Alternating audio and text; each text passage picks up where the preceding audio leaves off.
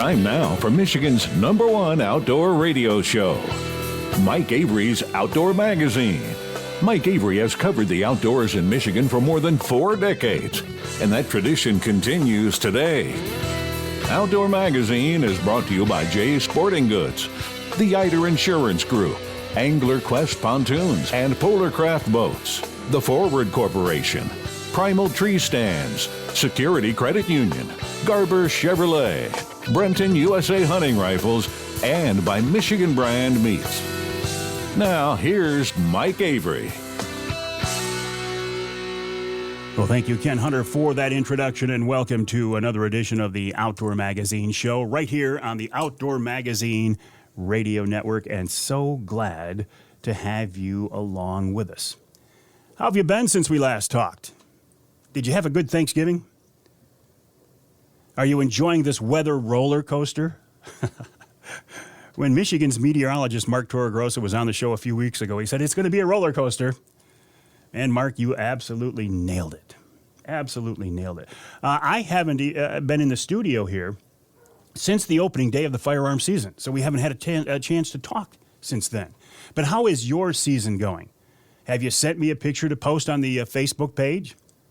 Send me an email to Mike at MikeAveryOutdoors.com. That's Mike at MikeAveryOutdoors.com. Or you can send it to me in a private message on the Facebook page. I find Facebook is so screwy lately, and they make it so hard. It'll be a better quality picture if you email it to me. If you send it to me in a private message, I can still share it, but the image quality will be degraded a little bit. So try Mike at MikeAveryOutdoors.com. My season, pretty slow so far. The opener was very slow. I heard a few shots. I haven't taken a deer yet. I have not had a deer in front of me yet that I want to take or would be a legal target. I did almost shoot a small spike opening morning. I thought I had my crosshairs on a big old doe, watching it, waiting for her to turn just right. And just before I pulled the trigger, she did turn just right. And she turned out to be a he. It was a spike. It would have been a legal target if I would have shot him. It would have been legal, and it would have been great venison. It wouldn't have been something I was striving to do, but it would have been a legal target. I'm still out there trying to shoot a big doe with my Brenton 350 Legend. I just haven't had one in front of me yet. People say, well, why are you doe hunting, Avery? Why aren't you out there buck hunting? Well, listen, if the right buck walks in front of me, I would pull the trigger, but I don't expect this point in the season where I'm hunting with the hunting pressure around me, I don't expect that buck is going to walk in front of me. If he does, I'll throw some lead at him. But in the meantime, I want to shoot a big doe. I posted a picture. Actually, it was Josh Mapes of Overdrive Outdoors, who is an outstanding hunter. He's an excellent hunter. I posted a picture of Josh sitting over a big old doe. And somebody commented on the Facebook page, why are you proud of that? Why are you shooting does? Why don't you learn how to hunt? Well, you know what I did with that comment. I deleted that comment, and I banned the person from the page. There's no room for such comments. I mean, if you choose to think that way, that's okay. It's an antiquated, outdated, old-fashioned way of looking at whitetail management. But if that's the way you choose to think, okay. But don't shame a fellow hunter because they chose to do the right thing and manage the herd properly by shooting a big doe instead of a small buck. There was also a comment, in fact, this was Zach Romanak, the son of Mark Romanak, who used to be a pro staff, Mark Romanak of Fishing 411 TV, who used to be a pro staffer on my old Outdoor Magazine TV show, and Zach shot his first buck for the TV show on camera, on video. So he sent me a picture of a nice buck he shot recently, and he had a suppressor on his gun. Now, a suppressor is something I have on order for my Brenton 350 Legend. Not because I want to silence it and do anything nefarious or illegal with that gun, but I want to protect my hearing, what little bit I have left of it, and a suppressor is a great idea. So if you see somebody hunting with a suppressor, it's legal, and it's a good idea if you're willing to jump through the legal paperwork and jump through the legal hoops that you have to get a suppressor these days. So by next season, I hope there will be a suppressor on my Brenton 350 Legend, but there's not quite yet. A couple of thoughts on this season. and deer hunting in general these days. I was thinking that I better hurry up. I'm thinking, Avery, you better hurry up if you want to shoot a doe with that 350 Legend, because the firearm season closes at the end of November. And then I started looking around. Yeah, the Michigan firearm deer season does close at the end of November. However, in my part of the state at least, when the muzzleloader season comes along, I can continue to use that center fire 350 Legend right on through muzzleloading season. And then I can use it during the late doe season as well. So we're basically looking at a 6-week firearm season in effect. So I started asking some questions in the DNR about why such liberal harvest regulations. And the answer is, well, we want people to shoot more deer. Okay, you're the experts. That's fine. If you think that's the case, I will go along with that and support that and take advantage of the opportunities that you've provided for me by shooting a centerfire rifle into the month of December legally. I'll do it. I'll take advantage of it. But if you really want to kill more deer, let's take a look at the baiting issue now. Baiting is banned in the Lower Peninsula because the powers that be in the DNR said they were concerned about the threat of CWD, and they thought that baiting would be an unnecessary risk in spreading CWD throughout our Michigan whitetail herd. But a few weeks ago on the show, Chad Stewart, who is the head big game biologist for the DNR, said, maybe I don't think he used the word overreacted, so that is my word. I'm using the word overreacted. But he said, maybe we were a bit too cautious in trying to do the right thing to prevent the spread. And I don't blame him for that, right? If you've got what you think is this threat that's going to wipe out the Michigan deer herd, yeah, it makes sense to do whatever you can to take care of that threat and minimize that threat. But let's look at baiting. If number one, from what I'm seeing, I think it's pretty obvious the DNR can't enforce a bait ban. A lot of Michigan hunters are hunting over bait. Lots. And it's really hard to compete if your neighbors are using bait. It's really hard to bring deer into your property if you're not baiting. I can't do it. I won't do it. Just because it's illegal and I can't do that. But I got to be honest, I can see why hunters might use bait just to try to compete with the other hunters around them. And again, what's the difference between deer feeding on apples that have dropped out of a tree and you taking some apples and throwing them out in front of you? So I personally am really starting to question this whole idea of why we have a bait ban if, number one, the DNR wants people to shoot more deer. Number two, it appears the law can't really be enforced anyway. And number three, maybe we were a bit overly cautious, we being the DNR. Just saying. Just throwing that out there. Something to think about. Two things burrs under my saddle lately. That one, the bait ban, and number two, the restriction on the number of rods Great Lakes trolling anglers can use. We've talked about this ad nauseum, and we will talk about it again, but at a more appropriate time of year. I just don't see a reason for having arbitrary laws that can't be enforced and make no sense.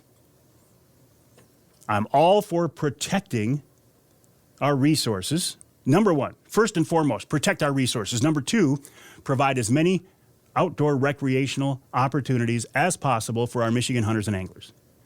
Beyond that, if something doesn't make any sense, then why do it? Why have it? Why have it on the books?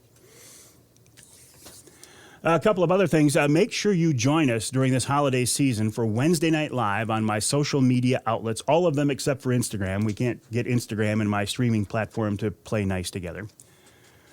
Now through January 1st, we are giving away a Michigan brand ham, courtesy of the folks at Michigan Brand Meats and the Grillo family. But you have to join us. You have to join us. We give away one every week. That's on Wednesday Night Live. Wednesday night at 7 o'clock on my social media outlets. And here's big news. Coming up Wednesday, December 7th, we will be doing a Wednesday Night Live at Dixie Dave Minar's restaurant, Oscar and Joey's Roadhouse in Birch Run. We haven't done one of these for quite a while, and we will never be able to do one again because Dixie Dave is retiring. This is going to be a lot of fun. We're going to give away quite a few things to our friends who join us live there at the restaurant, too, and you'll get a chance to have a great meal. There's no cost on this, but you do need to make reservations. I know we're going to fill the place up. If you would like to join us, 989-624-9349, 989-624-9349. I don't like to give out numbers on the show, but that is the number to Oscar and Joey's Roadhouse. Call it. If nobody answers, leave a message, who you are, your number, and how many people will be joining you. If you need that information, again, send me an email to mike@mikeaveryoutdoors.com. That's mike@mikeaveryoutdoors.com. I hope you can join us. Coming up on this week's Outdoor Magazine radio show after the break, Glenn Duncan. I originally was going to bring Glenn on the show. Hey, Glenn, how do you take care of your gun, your rifle, after deer season? And I realized rifle deer season doesn't really end anymore. It just keeps going. But we'll talk about that and more. Then Tom Campbell of Woods-n-Waternews. I think Tom's going to join us. He didn't confirm. In hour number 2, cold water safety. This deals with ice fishermen and fishing open water this time of year from retired coastguardsman Joe Marion. Angela and Kujawa of the DNR talking about our elk hunt. And in hour number 3, we get ready for the ice fishing season with Mark Martin. And, of course, we wrap it all up with wild game chef extraordinaire Dixie Dave Minar. That's this week right here on Outdoor Magazine.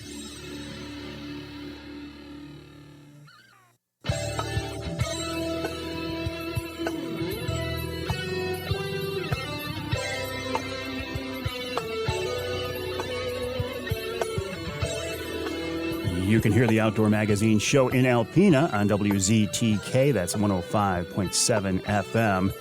You can hear us in St. Joe on WSJM 94.9 FM. I parked in the parking lot over the weekend of WSJM. Made a trip to Chicago. I said, hey, can I leave my truck in your parking lot? They said, yeah, go ahead. So if you saw it there, that's what was going on. And you can hear us in Marquette on WDMJ 1320 AM. This segment of Outdoor Magazine is brought to you by MUCC's On the Ground program. OTG is a program to improve habitat for fish and wildlife across the state. For details, check out the Michigan United Conservation Club's website. It's mucc.org. That's mucc.org. And if you want to sign up to become an MUCC member for the first time and save some money, use the promo code Mike, all caps, M-I-K-E, and save yourself 25%. Well, I told you, I was thinking my firearm deer season was over, right? I mean, the end of November, deer season ends. And because it was so cold and so snowy and so wet at the beginning of the season, and my Brenton 350 Legend got pretty wet. And I remember horror stories from Glenn Duncan of Duncan's Outdoor Shop in Bay City. You know, he says, reminding people, don't put that gun away wet. Well, and I'm not going to. But I'm also not done hunting with that gun. I've got with the liberal seasons that we have, I'll be out there with that Brenton 350 for several more weeks. But still, it seemed like a good time to bring my friend Glenn Duncan on the show and just talk about guns and firearms and the gun industry and just shoot the breeze in general. And he's with us now on the Outdoor Magazine phone line. Glenn, welcome back. How are you? Thank you. Doing great. And right off the bat, I got to tell you, my wife listens to you every Saturday, and when I don't get to listen, she informs me what I missed, and so I have to go then and listen to your podcast and stuff. And so even my wife that doesn't hunt and doesn't fish much and stuff is just a diehard on it. And I was real. She said last night, don't forget to tell him that. I love to listen to him every week. So, well, I appreciate that's good to hear. Thank you for her listening. And my question is, what in the world are you doing that's more important than you listening to my radio show every weekend, Glenn Duncan? Kind of busy. I like being involved with lots of activity, and so for me to sit and listen to the radio, unless I'm driving someplace, it's very rare. All right. Well, you're forgiven as long as you listen to the podcast version. You're forgiven, Glenn. So listen, how are things? Let's back up a step. Duncan's Outdoor Shop in Bay City. You've got a long history. The Duncan family, man, you guys have been in shooting and guns and the firearm business since dirt was created. You've been around a long time. Well, I started going to national matches when I was 8 years old, and my parents taught there at the national matches and classes on how to teach and stuff. And so I've been shooting and traveling since I've been 8 years old, and it's been a great life. Well, how has shooting, guns, and the firearm industry, how has that changed over the years? Well, before, and the biggest change and stuff is that plastic, in every year they got to add more and more and more calibers, and it just for a gun shop to carry that many more calibers and try to find space for another caliber gun, and now with all the different colors of guns, it's changed our world a lot. Well, I mean, on one hand, that I would think it's good for shooters and hunters because it's nice to have more options. But I can see where it's a pain for you guys. Well, and you do so much with Jays and stuff. And years ago, Jeff, in the Jays family would go and have every Ruger in every different caliber and every different makeup and stuff. There's no way none of us can afford all that because there's so many different calibers. There's so many different wood, synthetics, different colors now with the bronze and all these other colors of guns and stuff. It just has made it that you carry what you think what the market's going to be for your area of the country, and that's what you got to work with. And you know I love the folks at Jays and the Poet family. I talk to those guys all the time. When it comes to gunsmithing and the range, though, I think that's what sets you guys at Duncan's apart from just about anybody else, Glenn.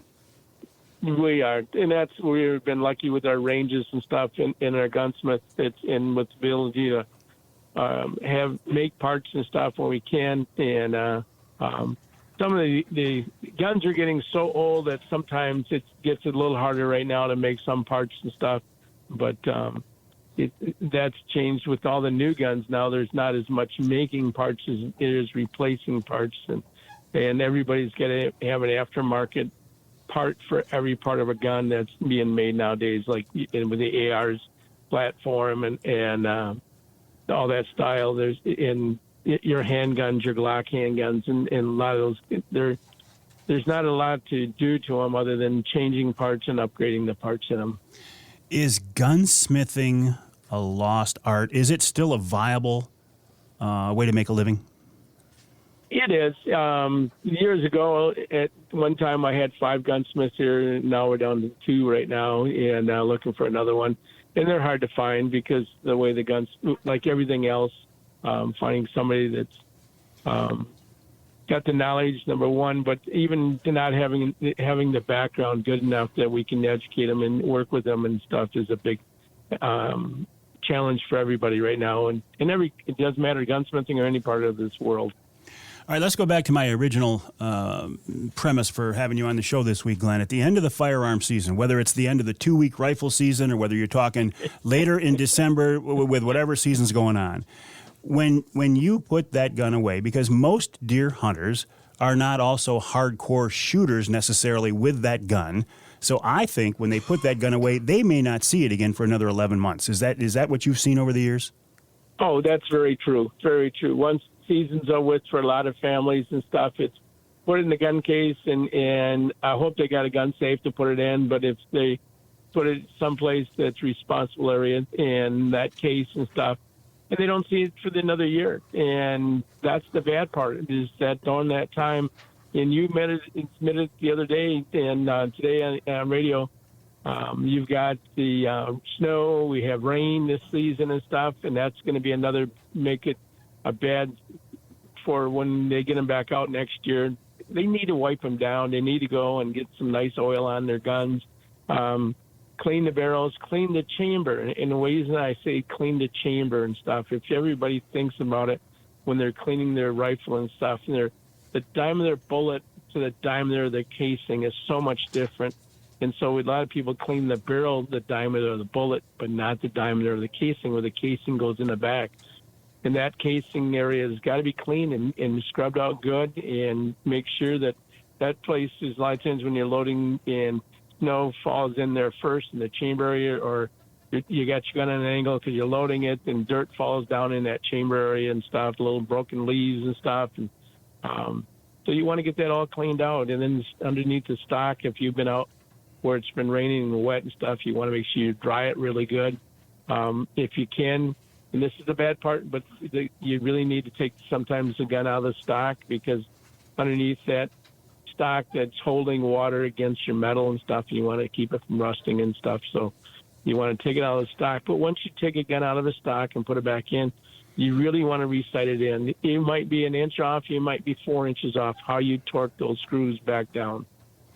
Is the process of cleaning different from the process of lubricating a gun for storage, or is it the same? Do you do it all at the same time? Well, if you're really going to store it for a long period of time, and then there's different kinds of oils that's a little bit thicker and stuff. For what we use, and like we use a lot of break-free, and you can use outers and stuff and hoppies, and there's a lot of good oils out there that will last from a year to year. If you were in the really hot areas in like Arizona and that kind of stuff, I'd put a little bit thicker on, and because it's drying, all lubricants have some moistures in it that's going to dry, and so you want to go and work on it. And you've talked about it, we've talked about it, that all lubricants aren't built the same, and every year I get tons of people bring me different kinds of lubricants, and I put them in the freezer. And well, you know my favorite, good old 3-in-1 oil. 3-in-1 oil is terrible stuff. Why is it? I know you've taught me. I know better now. But why? Why? I mean, for years people use 3-in-1 oil on their gun. The old 3-in-1 oil, it was a good lubricant, and it wasn't a good cleaner, but it did dry, and so it's not a long life cleaner. Now you get this break-free CLP. It's a cleaner lubricant preservative, and it's actually built with the idea, and they're doing a better job with the preservative that it lasts and stays on your gun. And you don't need to soak your gun down so it looks like it's totally covered with moisture and stuff. If you put it on a rag and wipe it on the gun and stuff, or use some of the silicone cloths and wipe it off. But the new, what we call CLP, the cleaner lubricant and preservatives, that was with the 3-in-1. It's supposed to be done the same thing. That's the old school, and now we have the new school. Break free. How is that spelled? How is break spelled? BREAKFR. Okay, so it's break. It's BREAK. It's not BRAKE. Yep. Okay, break. Yep. That's good. I mean, one substance that will clean it and then lube it up and then protect it. I mean, that's Yep. I think for most of us, that's the way to go. Right, it is. But if you're going to do long term and you're going to leave it set for a couple of years and stuff, break free makes the stuff that's actually designed for long term use, where it's going to set. The other thing is people a lot of thinking, well, I'm going to put grease on my gun, and I'm greasing a gun up. And this year we had a very prime example of using grease, and the lady had a lever action, and this friend of hers cleaned her gun and lubricated it well and put grease on it. Well, she got in the first day of season, her gun misfired, and what it was is that the grease is so thick that it gets cold, and it didn't let the hammer fall fast enough. The firing pin and everything else was dragging so slow, so it misfired. And so you want to get into making sure if you're using anything that's greasy to store it, get it off the gun. And what grease does, it's a magnet, so it actually collects dust and dirt faster than most of your new modern oils. Hang tight, Glenn. We're talking with Glenn Duncan of Duncan's Outdoor Shop in Bay City. Their website, duncansoutdoor.com, duncansoutdoor.com. Glenn is a master gunsmith. He's my go-to guy when it comes to working on guns, with questions about guns, and he's a good guy as well. We'll take a break. When we come back, I want to talk with him more about taking care of our guns these days. I mean, most of my guns have synthetic stocks. The barrels and the metal, they're coated with some kind of substance which seems impervious to anything. Do I even have to worry about that? We'll ask Glenn Duncan about that. Of Duncan's Outdoor Shop in Bay City. We'll ask him that after the break right here on Outdoor Magazine.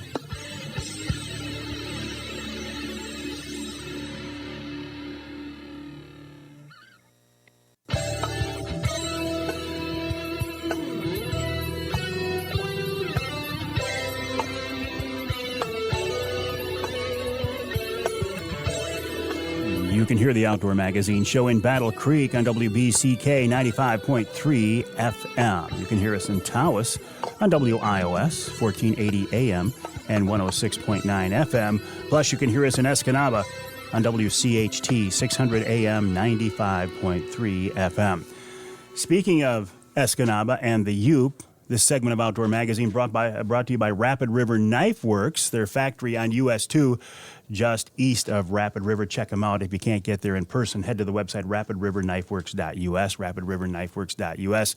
As always, I have a Rapid River knife in my pocket right now. I love it. I think they are beautiful, handmade pieces of art made by craftsmen in the UP. You can buy them online or at the showroom.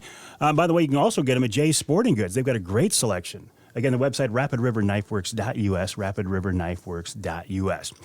Right now, though, we're talking guns, how to maintain your gun, how to protect your gun with master gunsmith Glenn Duncan of Duncan's Outdoor Shop in Bay City, duncansoutdoor.com.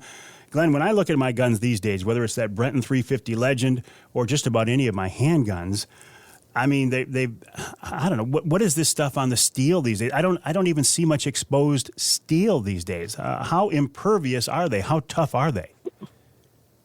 They're getting better and better and better all the time and stuff. I still, CVA made some guns that were really nicely coated and heavy, and we've taken the guns out of stock and that, and we're not seeing rust. We're seeing more as this a color change, and because the water's sitting there, I would still like to get it out of the stock and that, and get it wiped down and so it's not sitting there in water. I don't know what the life is in 20 years from now versus what it is when we see it right now, what it's going to do and how long it's going to take to get through the finish.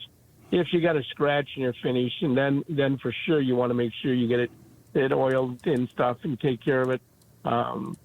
Stainless steel guns, we always said that you didn't have to clean them because the stainless steel the word steel, it was in the word stainless, and that meant so that it could rust, but it was not a big heavy rust. It'd be more of a black pitted rust. And so we don't know what's going to happen with a lot of these new finishes. The ones that are more of a paint type finish, or there's a lot of other names for it, those we're seeing really good, that they're permeated from the water's not getting through again until it gets scratched. And once it gets scratched, now it's like undercoating your car. And once that undercoating gets scratched, marred and stuff, then it starts rusting in that spot. So working your way around your car. So there's no such thing, at least now, as a gun that doesn't have to be taken apart and cleaned up once in a while. I would every once in a while always do it, and because we're not positive that what's going to happen down the road. And with guns, unlike some of our other outdoor gear that we may get a few years out of, and a fishing rod could last for a long time, but most of our stuff that we use in the outdoors does not last for generations like a gun does. I mean, is a gun a good investment, or is it just something we buy that happens to be enjoyable and we can pass it down for generations? Don't worry about the value. The value is not where we want to be looking at anymore. And I shouldn't say, when the pandemic hit, the value of guns went up crazy, and now it's starting to come back down again. So there's a period of time that if you had guns and you had the right models and stuff, and there was a lot of variety of models in there, especially the older guns, they were worth a lot more money. And that's starting to slow down and come back to a halfway decent pricing, just like the house market and stuff. The gun market did the same thing. I tell a lot of people that before people bought guns just to collect them and know that the value was going to go up. I can't see that the value is going up other than the value of the dollar and stuff. And there is always something that's rare that's going to go up in value, but in general, no. Buy what you're going to hunt, buy what your family wants and needs and stuff. And there's still so many different styles of guns, and it's just like shoes. You want to go and have a bunch of different shoes for the different styles. And there's so many different styles of shooting that we can get into that. When I would go to a match, I would take 7, 8 guns with me because I'm shooting 7, 8 different styles of matches. And we were going, you can't do it too. No, there's a bunch of different No, things I you're doing, can't. and so you want the gun for the event. Last question for you, and I didn't leave you enough time for this, and I apologize. You are involved in No. shootings in the firearm business at a national level as all. With the crazy stuff that's going on in the world right now, what do you see? Is there going to be a renewed interest in trying to get our guns away from us? You know they're going to try. I mean, and it's so sad, all the shootings and stuff that's going on, and we really need to they need to work on how to go and be able to know who the problems are. My dad always said, if you got, back then, is 0.1% of 1% is all crime. If you got rid of 0.1% of 1%, we would be a crime-free world. And we just got to work at finding the way to get the people that shouldn't be around guns, shouldn't be around cars, shouldn't be around stoves. Just they're dangerous to themselves, they're dangerous to the public. Those are the people we all need to be looking at. Yeah, it's going to be interesting. Glenn, you've seen the ups and downs over the years. I appreciate your insight into that issue and just guns and maintaining guns in general. I'd encourage people to stop by the store in Bay City or the website duncansoutdoorshop.com. No, duncansoutdoor.com. That's duncansoutdoor.com.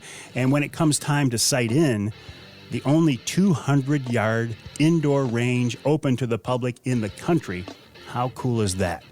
duncansoutdoor.com. We'll take a break here in the Outdoor Magazine show. When we come back, we'll wrap up this first hour with Tom Campbell of Woods-n-Waternews. Then in hour number 2, we're talking cold water safety with Joe Marion and Angela Kujawa of the DNR on the upcoming Michigan elk hunt. And how's the season going so far? That's all coming up here on Outdoor Magazine.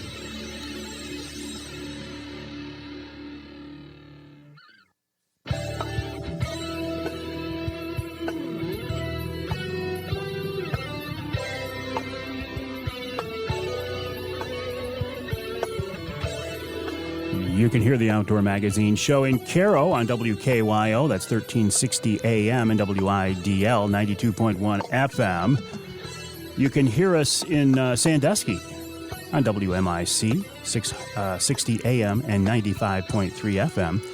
And you can hear us north of the bridge in Iron Mountain on WMIQ 1450 AM. This segment of Outdoor Magazine brought to you by Boning Archery. Michigan-based Boning, a leader in the archery industry since 1946. They continue to innovate today, come up with new products and new manufacturing processes to lead the industry after more than 3/4 of a century. Check them out online at boning.com. That's BOHNING.com, boning.com. I want to turn our attention now to the folks at Woods-n-Waternews, Michigan's premier outdoor publication. Tom Campbell, one of the guys behind the magazine these days. Tom, welcome back. It's been a while. Your schedule's been crazy. Our recording schedule's been a little bit off. How are you? Just great, Mike. How about yourself? I've been doing real good. Thanks. I don't have a deer yet, but hey, there's still plenty of time out there. There sure is. Lots of opportunities for sure. Yeah. How about you? How's your season? You know, it's been fantastic. It's been some great experiences.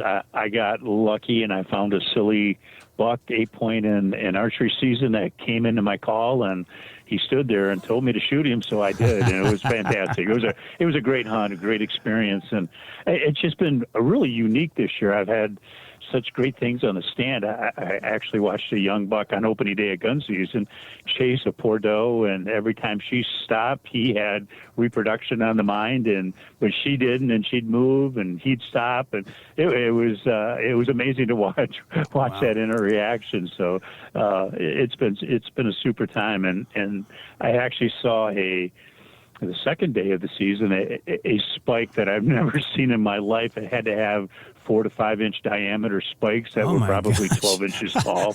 It was incredible. It was a freak. You know, when you put its head down, you thought it was that monster was coming, but when you lifted up its head, it goes, "Oh, where'd your antlers go?" Wow.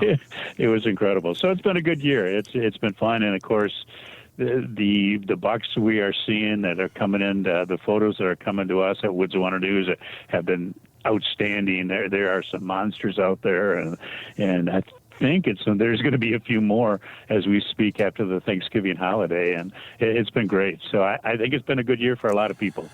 It's amazing. You know, I get inundated with pictures on my social media outlets. I know that you do there as well, but yeah. I feel like Well, let me rephrase. I am seeing more pictures of bigger bucks recently than I ever have.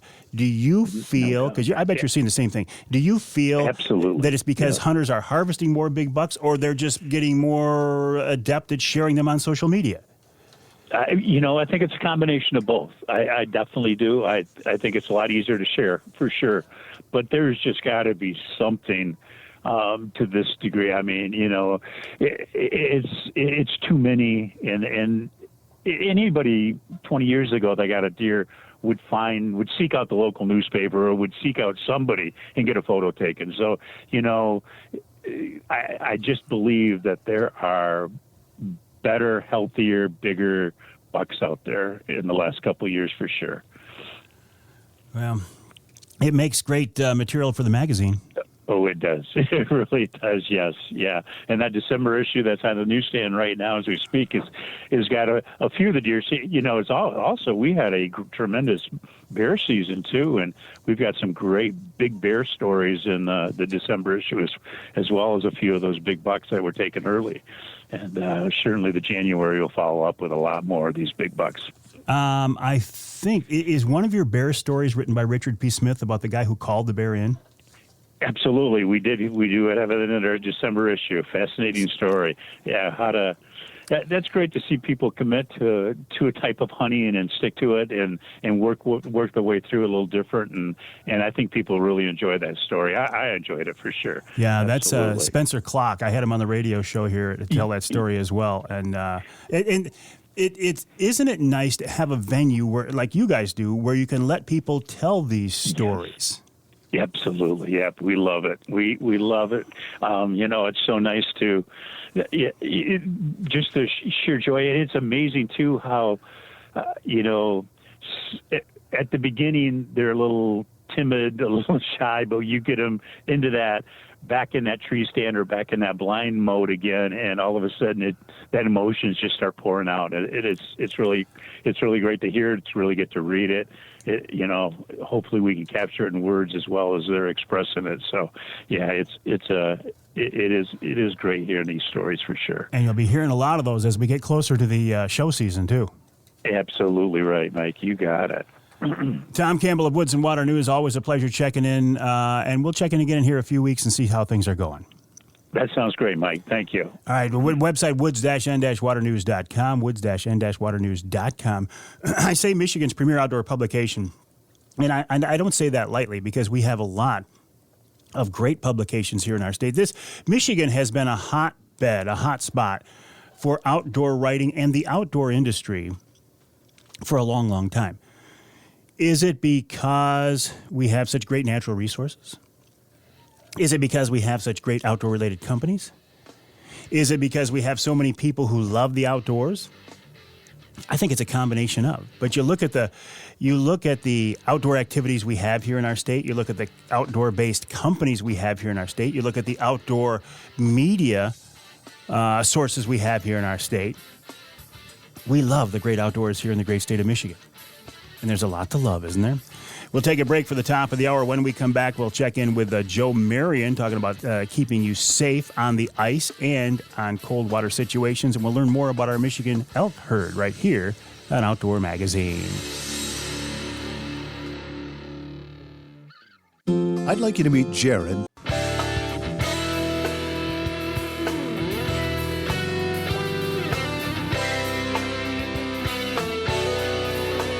Time now for Michigan's #1 outdoor radio show, Mike Avery's Outdoor Magazine. Mike Avery has covered the outdoors in Michigan for more than 4 decades, and that tradition continues today. Outdoor Magazine is brought to you by Jay's Sporting Goods, the Eider Insurance Group, Angler Quest Pontoons and Polar Craft Boats, the Forward Corporation, Primal Tree Stands, Security Credit Union, Garber Chevrolet, Brenton USA Hunting Rifles, and by Michigan Brand Meats. Now, here's Mike Avery. Indeed, this is the big guy, and thank you, Ken Hunter, for that introduction to hour number 2 of this week's Outdoor Magazine radio show here on the Outdoor Magazine Radio Network on more than 30 radio stations across the great state of Michigan and glad to have you along with us. How was your Thanksgiving? I hope it was a good one. Hope you had a chance to relax, spend some time with your family and friends, maybe eat too much. That's okay. That's what it's all about. And this is a big weekend, too. A lot of people getting out and taking advantage of this holiday weekend to do some firearm deer hunting. Before I get too far, though, let me just remind you that this is a radio show, and I think the best way to listen to the show, if you can, is on your local AM or FM station. You get your local news, weather, sports, even your local commercials. Maybe there's some kind of a sale you want to take advantage of. So I suggest your local radio station if you can. If your local affiliate doesn't carry all 3 hours of the show, or if you live in some part of our state not covered by the broadcast signal, isn't it nice to know that there's a podcast backup available? You can hear that anywhere. You can hear it on my website, MikeAveryOutdoors.com, on my Facebook page, all the various podcast outlets, Amazon Music, Audible, Twitter, Google Play, iHeartRadio, Spotify, TuneIn, the whole gamut, even YouTube. Yes, we do put the show on YouTube. Speaking of podcasting, too, a blatant promotional plug for the podcasts I produce. Each month I do podcasts for Offshore Tackle, Angler Quest Boats, Polar Craft Boats, and Primal Tree Stands. When we get done in the studio here, we're going to record this month's Primal Tree Stand podcast. My guest this time around, a name that you've probably heard before, David Blanton of Real Tree. So be sure to check that out. You can find that at primaltreestands.com. That's primaltreestands.com. So I mentioned that a lot of people deer hunting this weekend, but there's some great fishing going on now too, whether it's in the rivers, the lakes, and of course ice fishing season coming up, depending on what Mother Nature does. It's been a roller coaster, hasn't it? I don't know when we'll be ice fishing, but it will happen. Some things to keep in mind, whether you're on the ice or on open water. When things go south on the water, they go south in a hurry. Well, that's one thing when the water temp is 75 degrees. It's something else when the water temp is just about freezing. Joe Marion is a friend of mine. He's a retired coastguardsman. He's a charter captain. He's an avid outdoorsman, a hardcore hunter, and just an all-around good guy. And Joe was one of the guys who was intimately involved in the Coast Guard's concept of what cold water training and ice rescue is today. And that's one of the reasons I think he's a great guy to talk with this time of year. And he's with us now on the Outdoor Magazine phone line. Joe, how you doing, buddy? Doing great. Hey, before we get into talking about cold weather stuff, I want to back up here a little bit. First of all, how was your summer salmon fishery out of Ludington there? What kind of season did you guys have? One of the best I've had in years. Really? Yes, we caught fish every day. We had great mixed bags. Our coho came on strong this year. We've been planting now for the last, 6-7 years. We've been planting coho at the state park at Ludington there. In the Sabo River there, and it's been really showing and affecting in our catches out here. It's just been a phenomenal year for us. A lot of big fish being caught, and all of my trips have not been disappointed. Wonderful, and no reason to believe next year is going to be any different, is there? I think next year will be just as good. We have a lot of bait out there. We had a tremendous amount of die-off alewives this summer. It was kind of crazy, reminiscent of a little bit of back in the old days, but that's a good thing because when what dies off is a small fraction of what's really down there. Mm-hmm. So it's ones that get caught in the wrong spot at the wrong time, and if there's that many that they're getting caught, then there's enough bait to go around right now, and I hope that we don't get caught going askew the other direction ever again. Yeah, I hope not as well. Let's fast forward a little bit to your deer season. How did that go? You sent me a picture of a nice buck.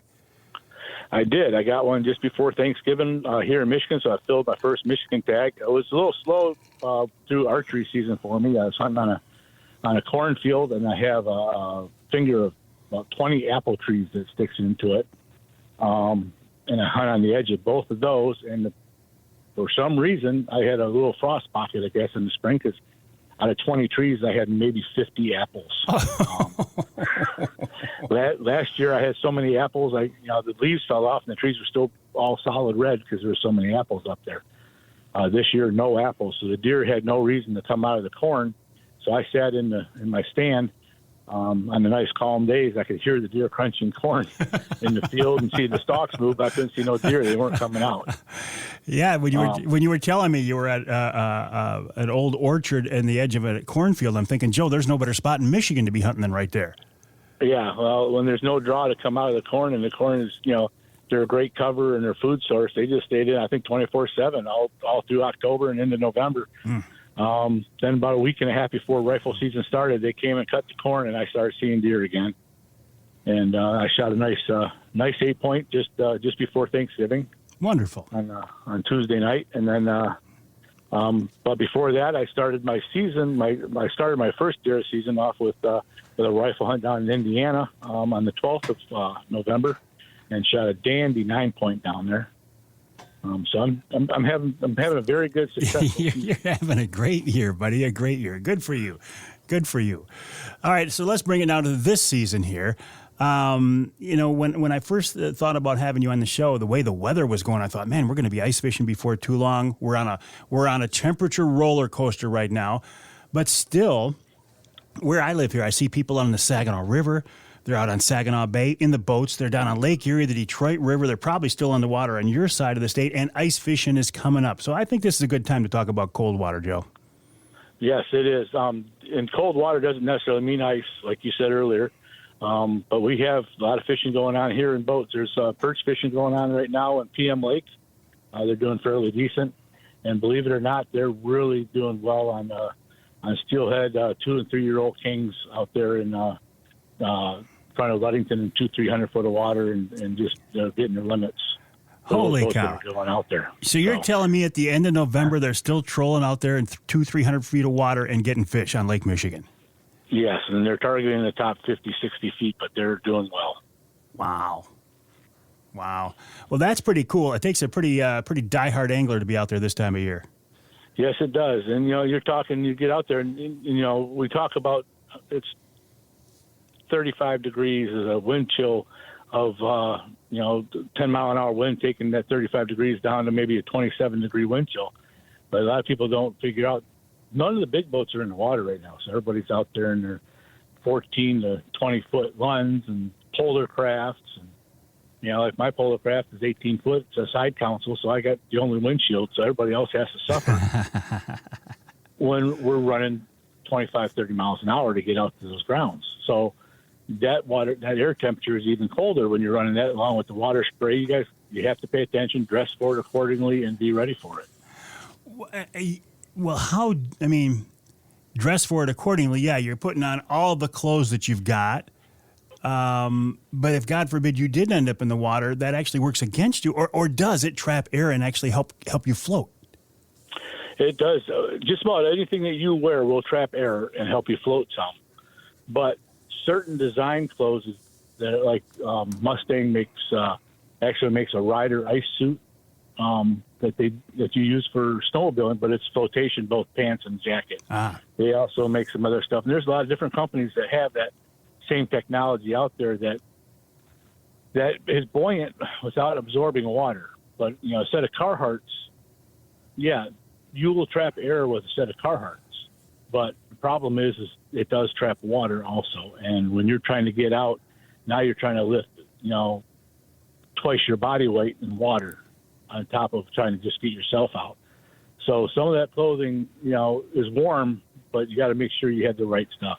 And if you're going to be out there in a boat this time of year, life jacket's not going to be what you want. You're going to want some sort of Mustang suit, flotation suit, something that's going to afford you the protection from the elements. But if you go in the water, something you don't have to worry about trying to don a life jacket, and life jacket's not going to do you any good. But those suits that incorporate life jacket systems into them are what you want to be wearing. Yeah, actually, Joe, you're a step ahead of me, because as you're telling me this, I'm thinking, boy, with all this heavy clothes and it gets waterlogged, will a life jacket even keep you afloat in those conditions? And it sounds like maybe that's not the best solution.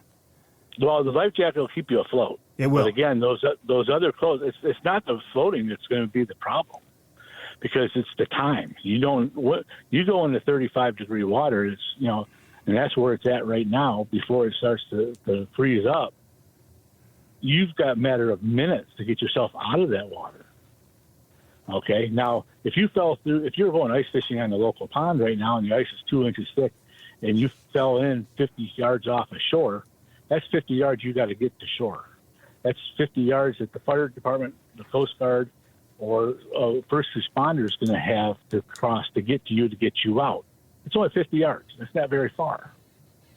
But if you're out there fishing in Lake Michigan, 300 foot of water, you're out there 8 miles. I got you. Hang tight, Joe. Hang tight. I got to take a break. We're talking with Joe Marion. He's retired Coast Guardsman. He's also a charter captain. The guy knows more about cold water and survival in cold water and helping people get out of cold water and everything related to cold water safety.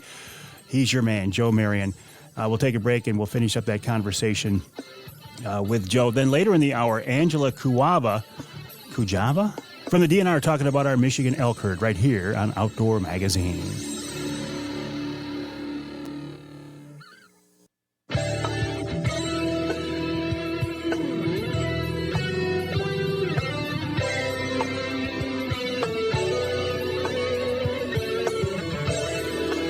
You can hear the Outdoor Magazine show in Sheboygan on Big Country Gold, WCBY, 1240 AM, 100.7 FM. You can hear us in Houghton Lake on 98.5 WUPS and north of the bridge in Newberry, WNBY, 1450 AM. This segment of Outdoor Magazine brought to you by the Linwood Beach Marina and Campground. Linwood Beach can be your year-round Saginaw Bay fishing destination and your Mid-Michigan Tracker and Angler Quest headquarters. For more information, check them out online at linwoodbeachmarina.com. That's linwoodbeachmarina.com. They're fishing walleye on Saginaw Bay off Linwood Beach right now, and they're out there on the cold water that Joe Marion is talking about. Joe, before we go too far, just remind folks here your background. I mean, you know this stuff. You help train Coast Guardsmen and women on these cold water techniques and the importance of not ending up in the water in the first place. Yeah, I worked in the Coast Guard there from 1986 to 2006. And I had stations in Tawas twice, Marquette, Saginaw Bay there for 5 years. I was there at the Saginaw River Station and out of Ludington. And in 2000, we were still doing the same practices that they were doing back in the 60s. And a couple of us at the station got together and said, we need to do something to upgrade and update our tactics and our gear. And we did a lot of research then, and it's still improving now. They're still carrying out the great direction that we put it in to back then, and putting new stuff in the service, and it's helping. They're still catching a lot of people floating on flows. They're still picking them up and taking them to shore, but they're not having as many issues. They're having a little bit easier time doing it. When you were over on Coast Guard Station Saginaw River and doing rescues on Saginaw Bay, was it? Be honest with me. Was it frustrating when you had to go out and get people because they knew? Did they know the ice conditions were bad and you had to go out there and get them? What was the mindset there? What were you thinking then, Joe? Well, a lot of that is not paying attention to weather, and it is a bit frustrating. But it's mindful. You can change. You can do those things if you pay attention to what the weather is going to do. I mean, you don't want to go ice fishing on Saginaw Bay when there's going to be a strong south wind. That south wind's going to blow the ice up north and open those pressure cracks, and it's going to be, you're going to be getting a helicopter ride or an airboat ride from Station Saginaw River or one of the fire departments. So you're talking. You have to watch what the weather is doing. As a charter boat captain, I look at the weather every evening before I go to bed, making decisions, talking to my clients, wake up in the morning, look at the weather, make sure it's the same as it was when I went to bed, and conferring with them saying, hey, the weather is going to be a little bumpy out there. The boat can take it. I can take it. I'm just not sure you can take it, and tell them what's going to be from my experience. But if I just jump up and jump on the boat and say, let's go, it's not going to be a fun ride for anybody. Yeah. No, I got you. I hear what you're saying. And so obviously the goal is to stay out of cold water. You don't want to end up in cold water, whether it's ice fishing or open water, because what happens to your body when you go in cold water? And how much time do you have, Joe? The cold when the water temperature gets down to less than 50 degrees, your body starts shutting down. It's trying to protect itself. It starts shutting blood from the extremities, trying to keep your core things going, your heart, your inner organs, and your brain. Those things got to keep functioning the longest, and that's what your body starts doing. When it does that, you start losing your dexterity, your feeling, your nerve endings. Everything starts going numb in your hands. Movement becomes harder. You can't grasp things as easily as you did, and it's going to make it harder. So the longer you're in the water, the harder it is to get yourself out or to even be rescued. That's why a lot of the rescue stuff that we throw now is large foam pieces so that they're easier to grab. And if you can't, then it's the rescuer's job to get in the water and make sure you're tied up to get pulled out. And that's the last resort. We don't want a rescuer to have to go in the water. They're wearing the proper gear and stuff, but still, it's not. That's the last resort. Well, back in the old days when I was working TV news, I used to watch, we shoot video of Coast Guardsmen jumping in the ice with these Gumby suits on, and even then, it was obvious it was not a pleasant thing to do. It was not comfortable. No, it's especially if back in those days, the suits weren't sometimes as durable as the ones we have nowadays. We used to always joke that every zipper on all of them always leaked. So no matter what you did, you always came out looked like you wet yourself. But if you think about it, 32-degree water hitting your privates is not where you want it to hit. Well, I never thought of that. I would think, though, I mean, the minute you get your head underwater, that's got to be a tremendous headache, and that's you want to keep your head above water if you can, I would imagine, right? And everybody can practice that, what that feeling is of putting your head underwater in the middle of winter in the ice 12 months a year by going to 7-Eleven or to Wesco and getting a Slurpee and drink it real fast. You get a brain freeze, your head hurts, and you can't think straight, and everything that you thought you knew that was not automatic is out the door. And then you're in the pure panic mode. And that's what happens when your head goes underwater. So the biggest thing you want to do is if you feel the ice cracking and you know it's imminently you're going into the water, you got to do everything. Scissor kick, put your arms out to the side, out from your sides, so as you're going down, you're grabbing whatever ice is still available or whatever's around you to keep your head above water, because keeping your head above water is a key thing to keeping as much straight for the next few minutes to get yourself rescued. So when we do get ice, you're out there and you see a buddy go through. What do we do to try to help him? Because as you said, the last thing you want to do is end up in the water yourself. Correct. First thing is to start to call. Before you do anything else, get a rescue unit on its way. Call 911. Let them know where you're at, how many people went through, where the closest access site is, what have you, so that before you do anything, you have someone coming. Because if you're going to attempt something dumb, like going to go out on thin ice to rescue somebody who's on thin ice who went through, guess what? You're going through too, and you're going to be needing a rescue, just like that person who is in front of you, unless you are prepared for it. So make sure you have a rescue team coming immediately, because no matter if you're successful at getting him out or her out, they're going to need medical attention, because it doesn't take long before hypothermia starts setting in.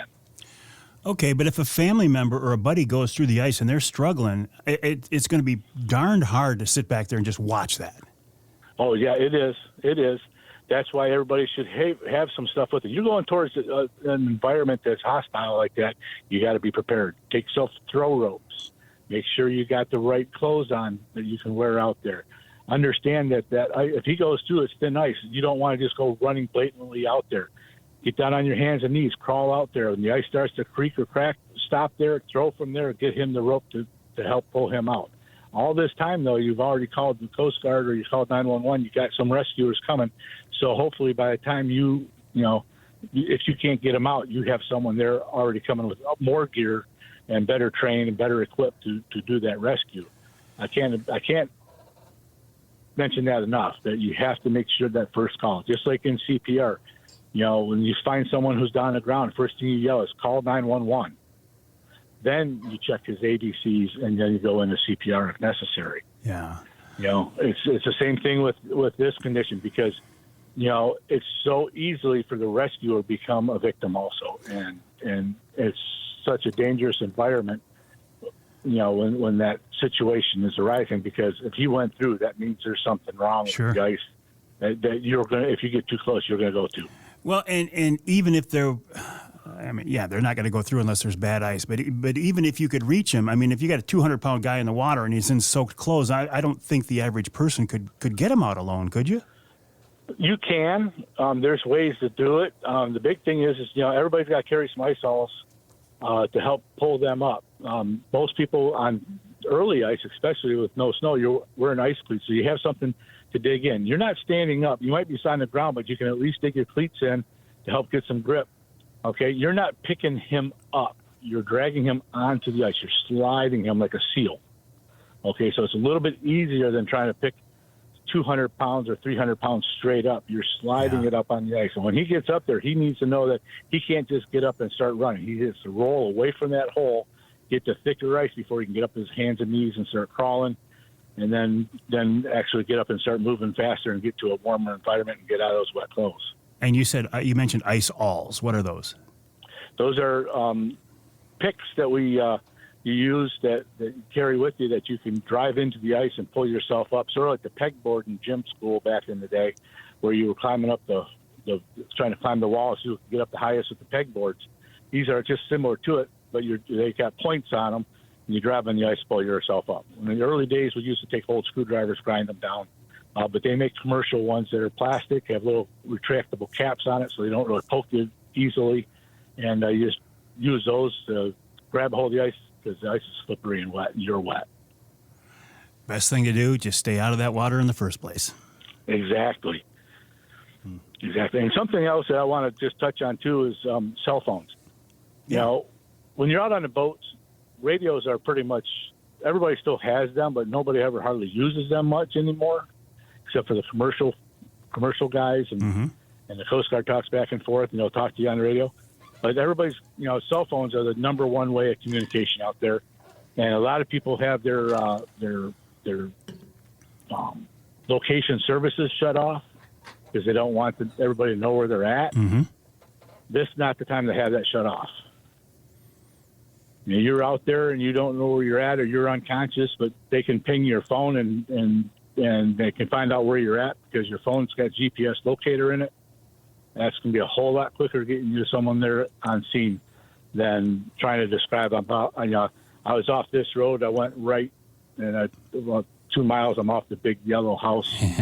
Yeah, that makes sense. I hear what you're saying. Joe, always great advice. By the way, I just happened to see the picture of that nice Michigan buck you shot the other night, too, so congrats on that. That's a nice one. Thank you very much. All right, Joe Marion, always a pleasure. We will keep these thoughts in mind as we go out on the ice and the late season open water fishing as well. We'll take a break here in the Outdoor Magazine show. When we come back, Angela Kujawa of the DNR talks about how the late season Michigan elk hunt is going, and also kind of a celebration of that hunt. They have an elk pole. Remember the old-fashioned Michigan buck poles? We still have a few of them around, but not like we used to. Imagine this with an elk pole. You get an animal 5 times, 6 times the size of a whitetail. Pretty cool. That and the Ask Avery segment wrap up hour number 2 of this week's Outdoor Magazine.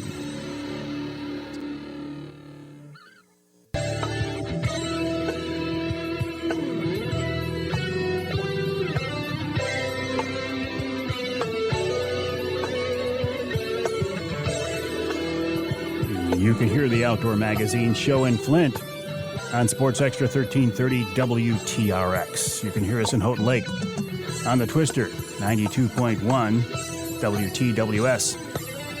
And you can hear us in Traverse City on WTCM 580 AM. This segment of Outdoor Magazine is brought to you by Brenton USA Hunting Rifles. Michigan-made AR-style hunting rifles, tough and dependable, highly accurate. They could change the way you hunt and certainly change the way that you look at the AR platform. They're made in Lansing, just down the road from the governor's office. I am using a Brenton USA hunting rifle in a .350 caliber. during this firearm deer season. I'll use it into the muzzleloader season and the late deer season as well because, regulations, restrictions have changed. Check them out online at BrentonUSA.com. That's BrentonUSA.com. If you decide to buy one, use the promo code Avery and get $100 off on the website, BrentonUSA.com. I want to turn our attention now to Michigan's elk herd.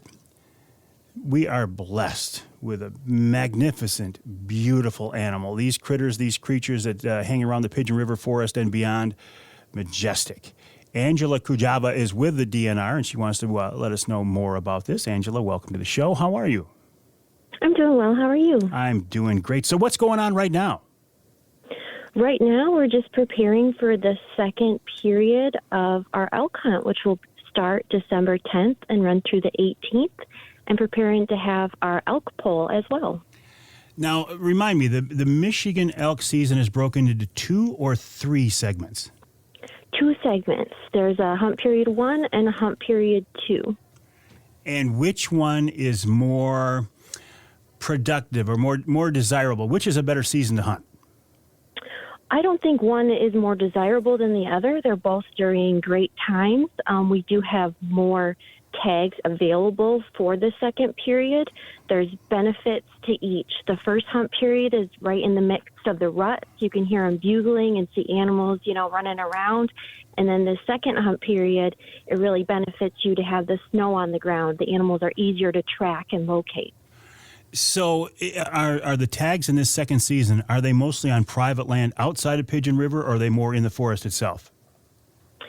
We have it split into 3 units, and each unit, it is mostly on the public land, I believe, for the second hunt period, but there is also, the ranches are available, and if elk are on your private property, you can utilize that as well, as long as you're within the assigned hunt unit for your tag. And the goal is to keep this herd at a sustainable level with minimal crop damage, minimal impact.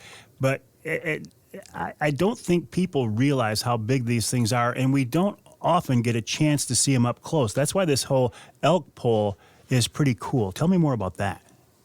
Yeah, absolutely. We're really excited to have an elk poll at the Atlanta Chamber of Commerce the first weekend of the elk hunt. So it will run from dawn on the 10th until noon on the 11th.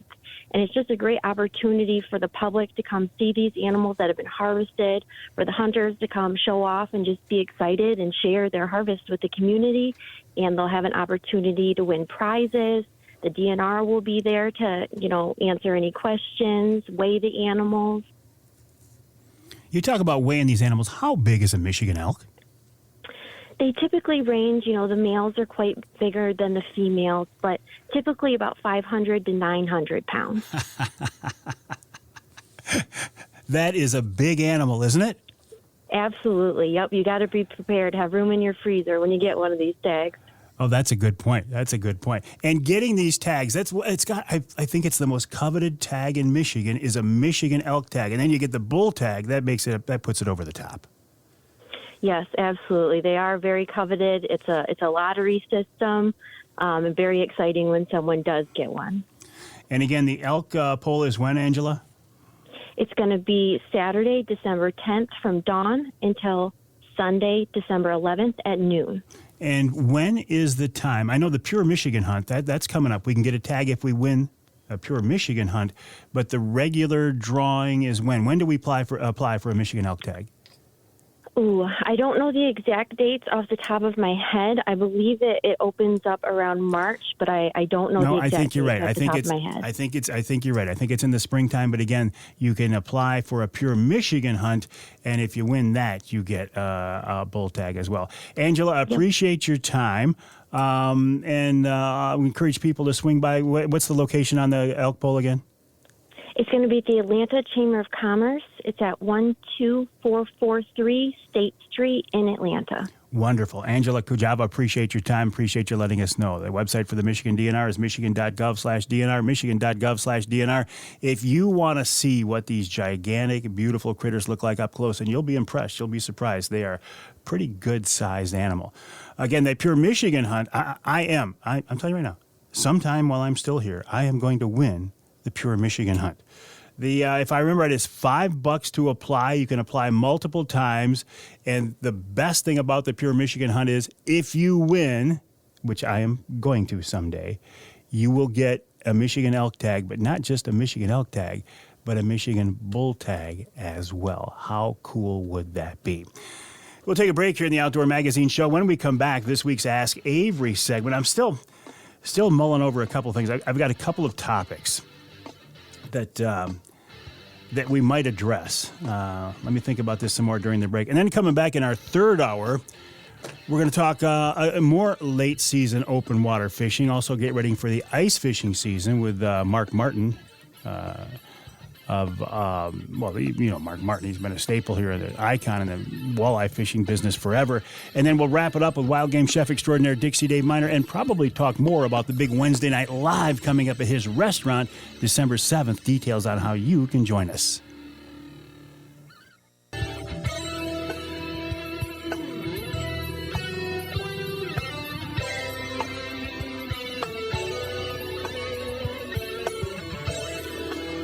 You can hear the Outdoor Magazine Show in Lansing on WILS 1320 AM. You can hear us in Holland on WHTC 1450 AM and 99.7 FM. And you can hear us in Manistee on WTIQ 1490 AM and 95.3 FM. The Ask Avery segment is brought to you each week by my friends from Security Credit Union. Security Credit Union loves to work with outdoorsmen and women, and they can help you with your next outdoor adventure. Check them out online at securitycu.org. That's securitycu.org. Now, I was prepared to answer. Well, let me back up. The Ask Avery segment is designed as a way for you to get involved in the content of the show. You can send a question you would like me to answer, or maybe something you want me to ask somebody in the DNR or MUCC or something like that. And the best way to get those questions to me is to send me an email, mike@mikeaveryoutdoors.com, mike@mikeaveryoutdoors.com. And that's exactly what Ken Truman did. And Ken, I was prepared to answer your question. And Ken's question was, for an older hunter, and he's about the same age I am, he says, look, I'm thinking about, I don't want to be climbing up trees anymore and saddles and stuff. I'm going to hunt with a crossbow from the ground. And he wanted me to give him some tips on how to do that, best to do that, and the type of gear to get. And that's a great question. And Ken, it's one that I am going to answer in the future. But I was thinking about, right now is not the best timing for that, because I was fully prepared to go back into the whitetail woods with my dart and crossbow sitting in a Primal Tree Stands Wraith 270 see-through ground blind to finish out the season. And then I realized, well, you know what?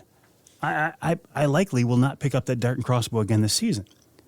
Because with the liberal seasons the DNR has put into place, I can hunt with my 350 Legend from Brenton, USA, right on through the muzzleloader season and then into the late doe season as well.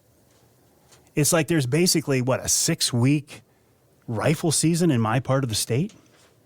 So I got thinking about this, and because I haven't been much of a gun hunter, I'm kind of rejuvenating my interest in it this year. I guess I wasn't really aware of these things, so I started asking around in the DNR about why such a liberal harvest, such liberal seasons. They said, we want hunters to kill deer. Okay, we want Michigan hunters to shoot a whole bunch of deer and a whole bunch of does. Okay, that's fine. I'll go along with that. But in my case, I have not seen yet a legal target that I want to shoot. And I'm wondering, okay, I'm just throwing this out here. I wonder if it's because, I don't know, maybe some of the other hunters around are using bait, and that's drawing the deer to their properties. So, but I can't do it. I'm not going to do it because baiting is still technically illegal in this state. Okay, which gets me off on a whole nother subject here.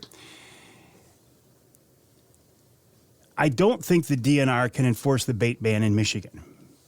People I talk to in different counties, people I talk to in the legal system, people I talk to in law enforcement across the state, I don't think they can enforce it. And it sounds to me like a certain significant percentage, and based on what I've seen, percentage of Michigan deer hunters are still using bait. Okay. Well, the reason the DNR banned bait in the Lower Peninsula a few years ago was because of their concern over CWD, chronic wasting disease. Okay.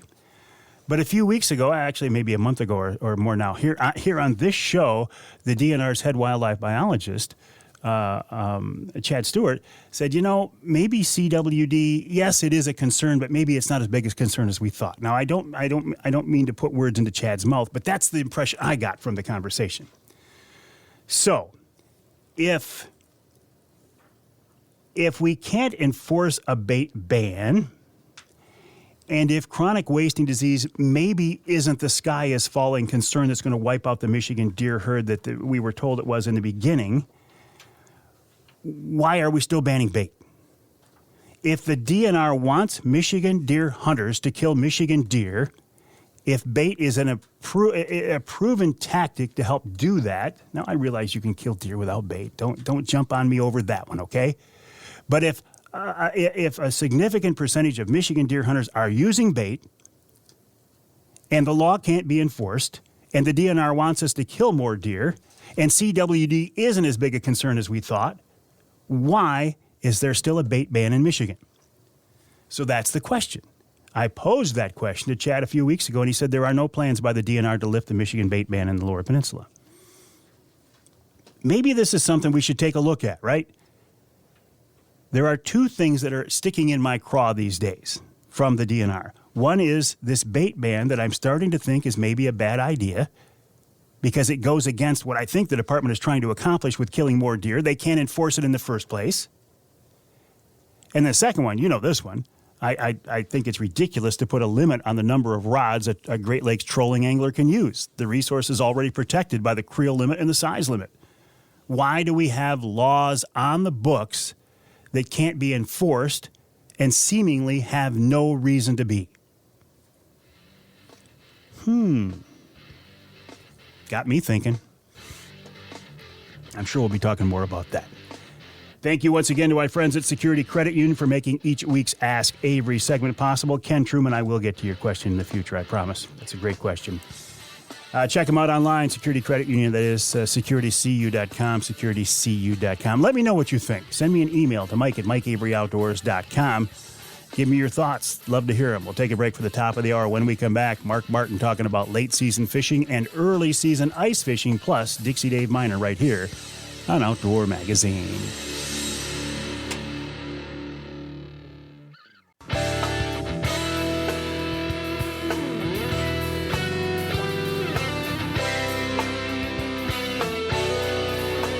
Time now for Michigan's #1 outdoor radio show, Mike Avery's Outdoor Magazine. Mike Avery has covered the outdoors in Michigan for more than 4 decades, and that tradition continues today. Outdoor Magazine is brought to you by Jay's Sporting Goods, the Eider Insurance Group, Angler Quest Pontoons and Polar Craft Boats, the Forward Corporation, Primal Tree Stands, Security Credit Union, Garber Chevrolet, Brenton USA Hunting Rifles, and by Michigan Brand Meats. Now, here's Mike Avery.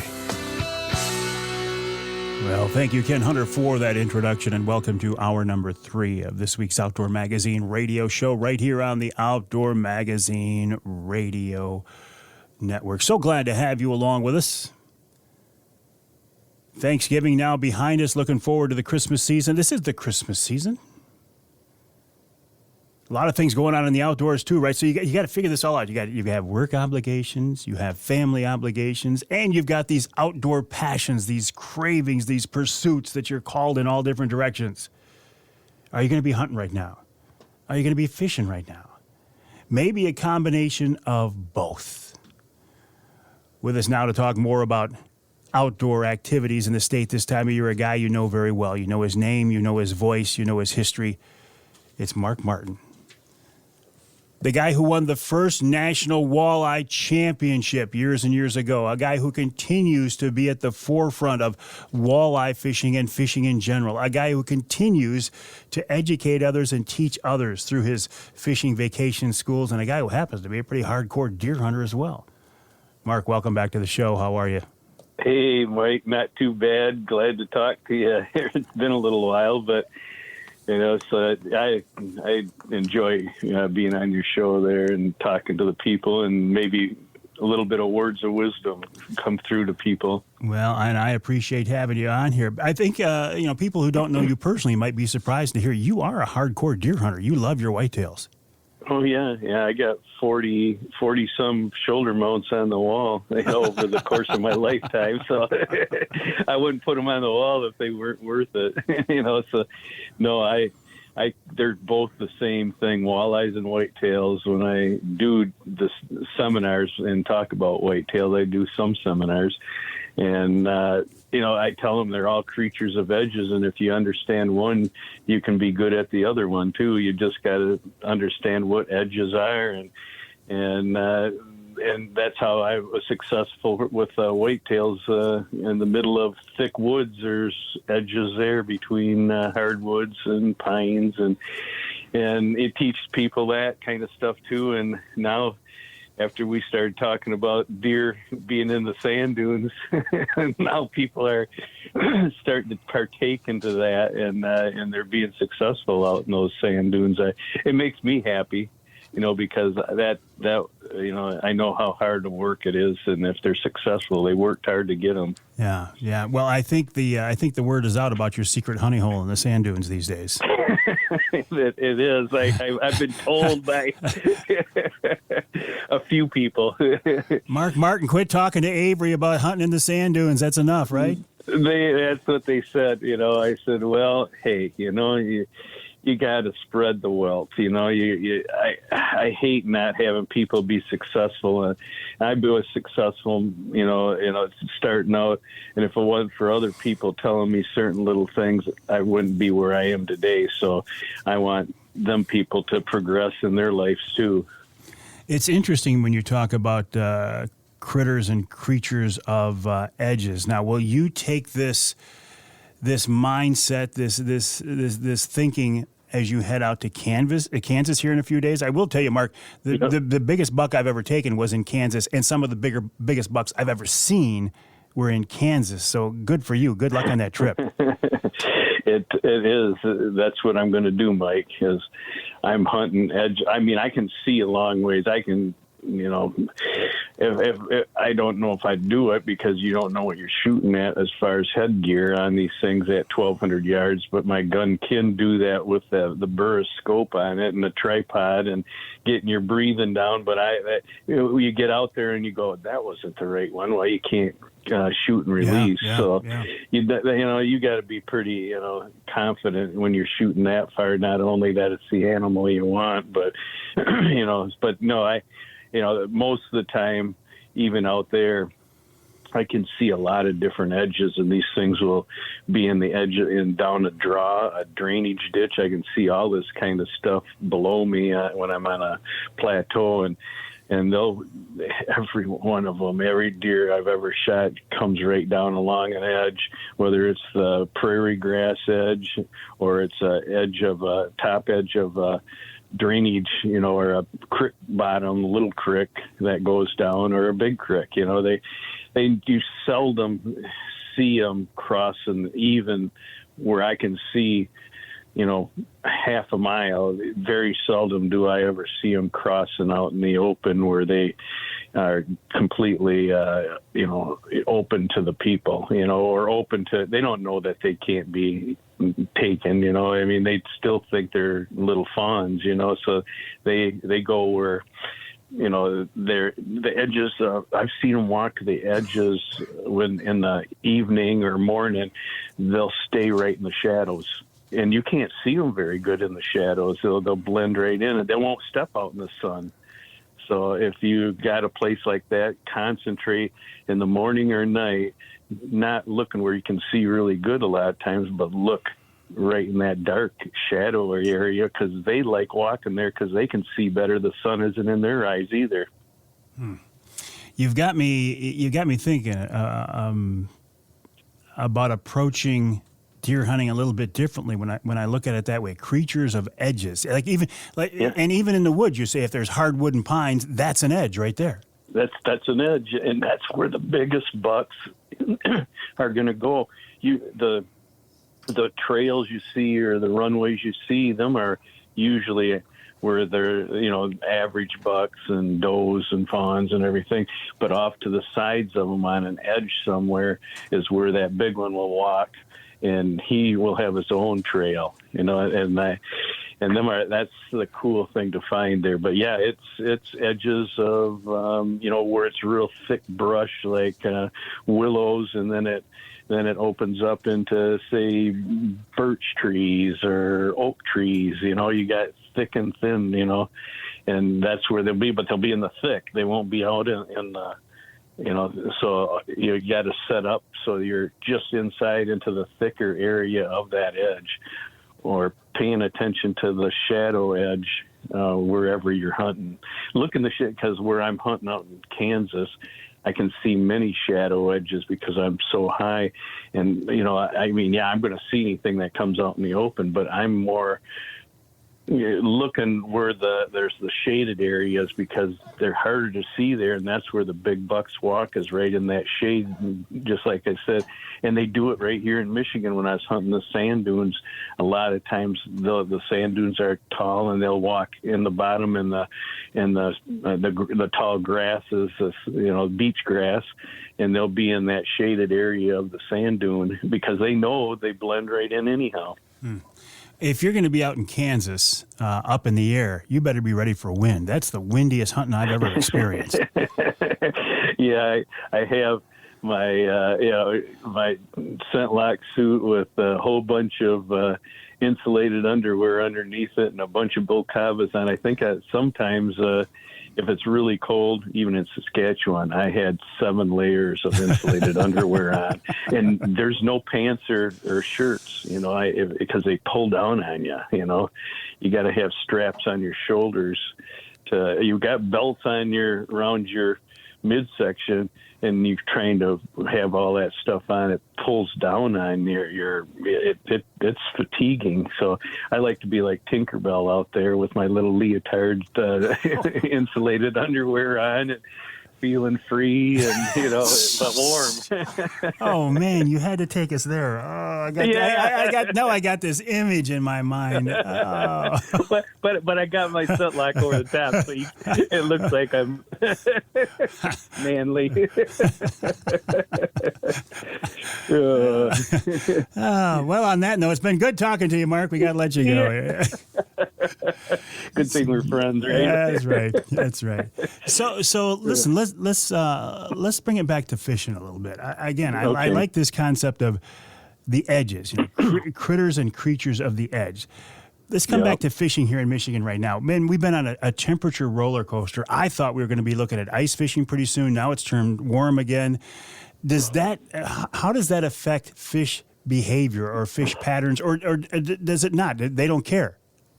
Well, right now it affects them, because the ice hasn't come and covered the lakes completely. So, they'll keep acting like there's no ice, So, and when it gets cold and colder, that will, they'll drop them down off the shallow water, and put them back down to the bottoms, the bottom of the lakes, or the bottom of the structure, the bottom edges of everything.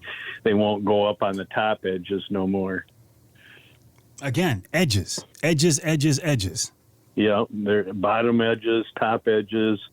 That's where you're going to be concentrating, from the top to the bottom edge right there. But as it drops, or now that it's warming back up and it's been cold, they'll go back up to the top edge right now, more so than stay at the bottom edge, because now the other creatures up shallow are starting to get excited and moving around, and there's still weeds up there and everything else.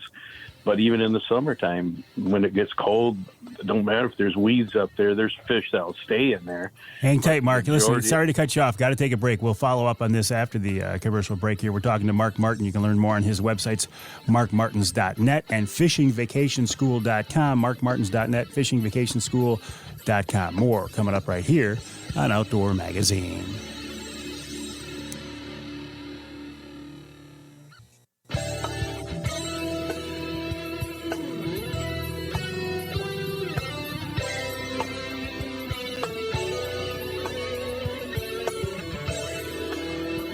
can hear the Outdoor Magazine show in Ludington on News 97, 98, 98.7 WLDN.